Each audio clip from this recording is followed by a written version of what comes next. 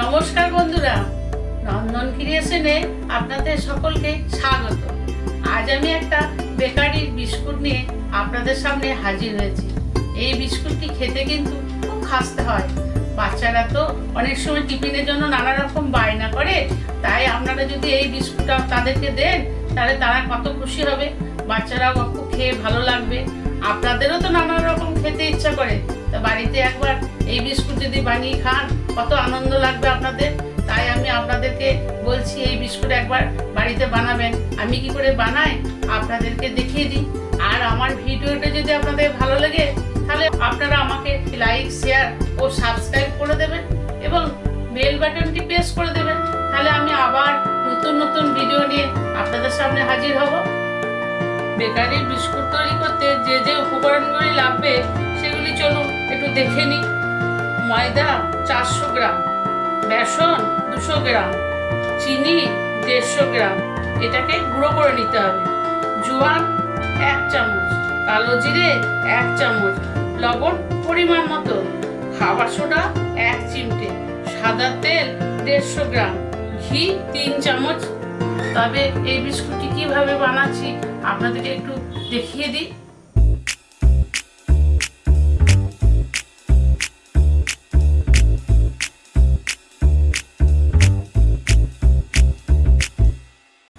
আমি এবার এই ময়দার সঙ্গে এই বেসনটা,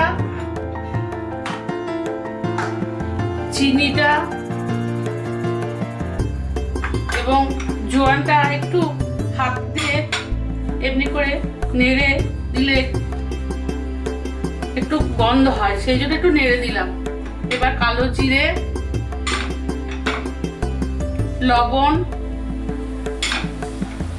খাবার সোডা, এটাকে প্রথমে ভালো করে নেড়ে নিতে হবে।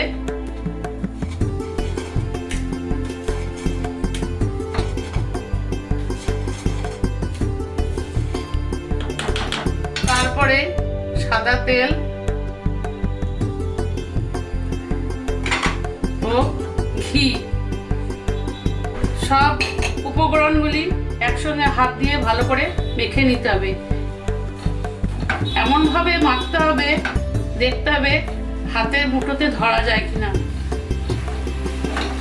দেখুন আমি মাখছি, এ দেখুন হাতের মুঠোতে ধরা যাচ্ছে, ঝরে পড়ছে না।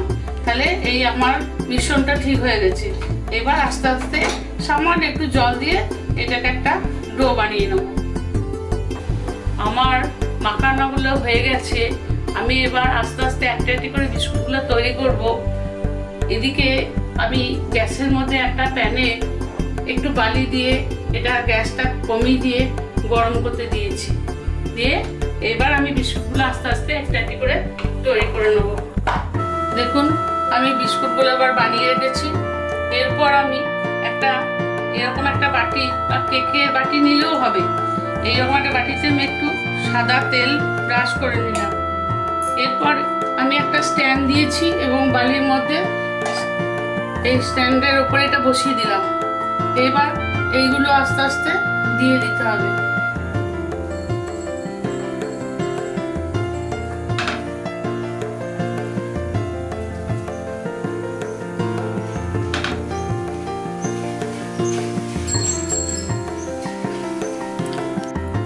আমার বাটির মধ্যে বিস্কুটগুলো কিন্তু দেওয়া হয়ে গেছে। আমি এবার গ্যাসের ফ্লেমটাকে কমিয়ে দেবো। এরপরে আমি একটা ঢাকনা দিয়ে এটাকে ঢেকে রেখে দেব। অন্তত 15 থেকে 20 মিনিট এটা ঢাকা থাকবে এই লো ফ্লেমে। তারপর আমি আসবো। আমার 20 মিনিট হয়ে গেছে। আমি এবার ঢাকনাটা খুলে দেখে নিচ্ছি। দেখুন ছুরি দিয়ে দেখে নেব যেটা লাগছে কিনা। একটু লাগছে না, তাহলে আমার এটা হয়ে গেছে। এবার এটাকে আমি নামিয়ে ঠান্ডা করতে দেবো। তারপর বিস্কুটটা তৈরি হয়ে যাবে। এখন এটা ঠান্ডা হবে। গ্যাসের ওভেনটা আমি অফ করে দিলাম। দেখুন আমার বিস্কুটগুলো কিন্তু তৈরি হয়ে গেছে। এই বিস্কুটগুলি খেতে কিন্তু খুব খাস্তা হয়। বাচ্চাদের টিফিনে দেবেন, বাচ্চারা খুব ভালোবাসবে খেতে। বড়রাও বিকালবেলায় চায়ের সঙ্গে এটা কিন্তু খেতে পারেন, খেতে খুবই ভালো লাগে এবং মুচমুচে হয়। একবার আপনারা বাড়িতে করে দেখুন এবং আমাকে লিখে জানান যে আপনাদের কেমন খেতে লাগলো, তাহলে আমি খুব খুশি হব এবং আরও অনেক নতুন নতুন ভিডিও আপনাদের সামনে নিয়ে হাজির হব।